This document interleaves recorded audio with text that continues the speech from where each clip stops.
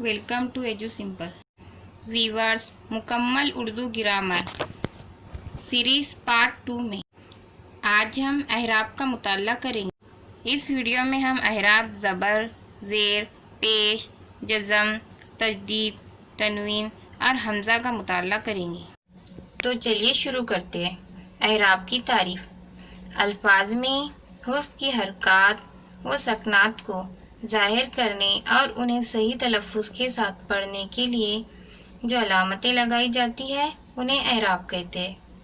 अहराब को हरकात या अलामत इल्लत भी कहा जाता है। अगर अलामत इल्लत पूछा जाए तब भी आपको यही तारीफ़ लिखनी है। अहराब में सबसे पहले है ज़बर।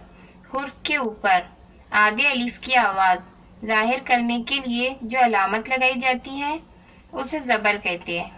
ज़बर की आवाज़ ऊपर को जाती है, जैसे अलिफ ज़बर आ, बे ज़बर बा, ते ज़बर ता वगैरह।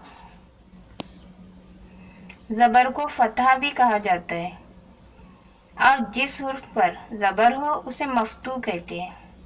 मिसाल के तौर पर जब, अकबर और मौसम में जीम, अलिफ और मीम मफ्तू है।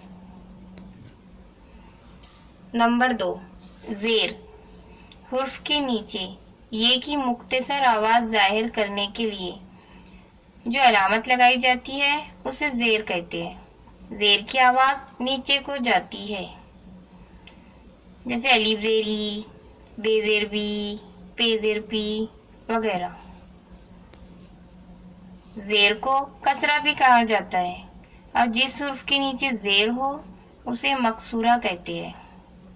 मिसाल के तौर पर दिन, इस्लाम और इल्म में दाल, अलिफ और ऐन मकसूरा है। नंबर 3, पेश। किसी भी हुर्फ में निस्फ वाव की आवाज़ का इजाफा करने के लिए हुर्फ के ऊपर लगाई जाने वाली अलामत को पेश कहते हैं। पेश की आवाज़ आगे को जाती है, जैसे कि अली पेशू, बे पेशबू या जीवा पेजो वगैरह। वीवर्स, पेश को जिम्मा भी कहते हैं और जिस हुर्फ पर पेश हो उसे मजमुआ कहते हैं।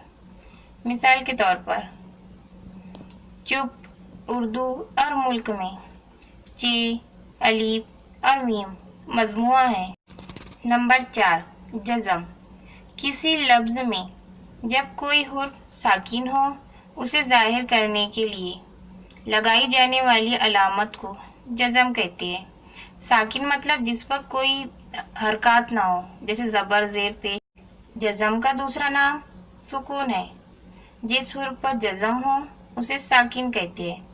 मिसाल के तौर पर बचपन, अर्श और करम में चे, शीन और मीम साकिन है। अहराब में नंबर 5 पर है तजदीद। जब किसी लफ्ज़ में कोई हुर्फ 2 बार एक साथ आए, याद रखिए कोई हुर्फ अगर 2 बार एक साथ आए तो उसे 2 बार नहीं लिखते, बल्कि एक ही बार लिखकर 2 बार पढ़ने के लिए, यानी एक ही बार लिखना है लेकिन पढ़ना 2 बार है। एक ही बार लिखकर 2 बार पढ़ने के लिए जो अलामत लगाई जाती है उसे तशदीद कहते हैं। मसलन अगर आपको अम्मी लिखना हो तो आप अम्मी में मीम को 2 बार नहीं लिखेंगे, बल्कि एक बार लिखेंगे और उस पर तजदीद की अलामत लगाएंगे, उसे 2 बार पढ़ा जाएगा। जिस हुर्फ पर तजदीद हो उसे मुशद्दद कहते हैं। मिसाल के तौर पर अम्मी, अब्बा और मक्का में मीम, बे और काफ मुशद्दद है। नंबर 6, तनवीन। किसी लफ्ज़ के आखिरी हुरूफ में अन की आवाज़ पैदा करने के लिए जो 2 ज़बर, 2 ज़ेर और 2 पेश लगाए जाते हैं उन्हें तनवीन कहते हैं। लेकिन उर्दू ज़ुबान में सिर्फ 2 ज़बर की तनवीन इस्तेमाल होती है, जबकि अरबी, फ़ारसी में 2 ज़ेर और 2 पेश की भी तनवीन इस्तेमाल होती है।